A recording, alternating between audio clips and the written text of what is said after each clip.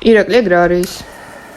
ესე იგი, ეს არის ერთ-ერთი სამუზეუმო ექსპონატი, შეიძლება ითქვას. შალვა შარაშიძის მიერ 1926 წელს გამოცემული თამარცფიერი. შალვა შარაშიძე იყო ძველი სოციალ-დემოკრატი, ცნობილი ჟურნალისტი, სატირული და იუმორისტული მიმართულების ერთ-ერთი ესეთი საკულტო ფიგურა მე-20 საუკუნის დასაწყისიდან საქართველოში. ფსევდონიმი იყო თაგუნა, ნესტორ კალანდაძესთან ერთად, რომელიც ასევე მისი მეგობარი და ცნობილი სატირიკოსი იყო, ჰქონდა ფსევდონიმი ეშმაკი.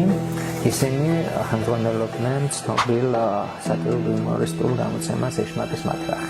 ნიჭიერი იუმორი თაგუნასა და ეშმაკის მხრიდან იყო მიმართული საბჭოთა რუსეთის მიმართ. საგებია არის, როგორ იქნებოდა მათი ბედი 1921 წელს საქართველოს საბჭოთა რუსეთის მიერ ოკუპირების შემდეგ. ნესტორ კალანდაძე, იგივე ეშმაკი ემიგრაციაში წავიდა, მაგრამ შალვა შარაშიძე დარჩა საქართველოში. შალვა გამოირჩეოდა ნონკონფორმიზმით, ანუ არასოდეს არანაირი კომპრომისი არ დაუშვია და არ უთანამშრომლია საბჭოთა რუსულ საოკუპაციო რეჟიმთან. შესაბამისად, მისთვის ყველა კარი დაკეტილი დარჩა მწერლობაში და ჟურნალისტიკაში, თუმცა მოხდა გამონაკლისი, რომელიც შემდეგ საოკუპაციო რეჟიმმა ინანა დაუშვა, რომ შალვას 1926 წელს დაიბეჭდა ეს მცირე წიგნაკი მისი ნაწარმოების თამარცფიერი. რაში არის საქმე, ანუ რამ გამოიწვია შემდეგ მთელი ქალაქის მასშტაბით დიდი ხიარულება და ესე ვთქვათ დაცინვა რეჟიმის მიმართ, რომ მათ გამოეპარათ ესეთი შინაარსის პროშურის დაბეჭდვა.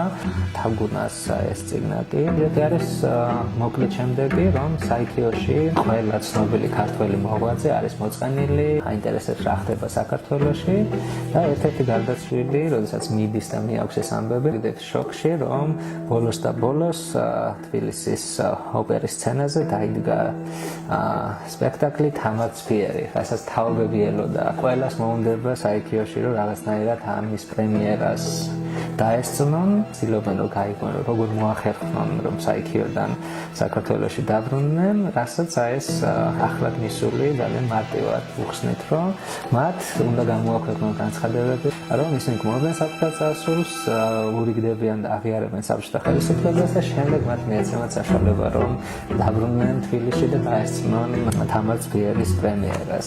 თავისთავად ეს იყო ძალიან მწვავე დაცინვა და სარკაზმი და ამ გაბედული შემოქმედებითი პროტესტისა და სარკაზმის შემდეგ მით უმეტეს შალვა შარაშიძისთვის ყოველნაირი პერსპექტივა ჩაიკეტა, რომ მას რაიმე ოდესმე შეეძლო კიდევ ოფიციალურად დაიბეჭდა და გამოაქვეყნებინა და საკმაოდ მალე რამდენიმე წლის შემდეგ ის ძიმე ავადმყოფობის შემდეგ გარდაიცვალა. საგებია არის, რომ ამდენად ძიმე იყო მისთვის ყოველდღიურობა, როდესაც იყო სრულიად ესე მუდმივად ტოტალიტარული რეჟიმის მკაცრი თვალთვალის და კონტროლის ქვეშ, გამომდინარე მისი ნონკონფორმიზმისა და გაბედული შემოქმედებითი გმირობისა.